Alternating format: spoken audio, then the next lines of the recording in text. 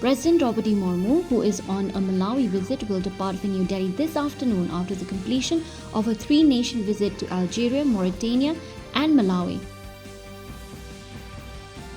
Union Finance Minister Nirmala Sitharaman has said that cooperation between India and Mexico can be potentially broad-based and multi-sectoral for a deeper collaboration between the two nations.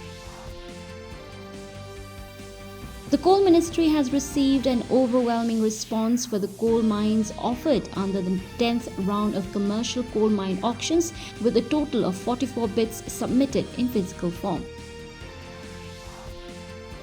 The 10-day-long International Telecommunication Union World Telecommunication Standardization Assembly is underway in New Delhi. Russian President Vladimir Putin has praised Indian films and said that they are very popular among Russian audiences.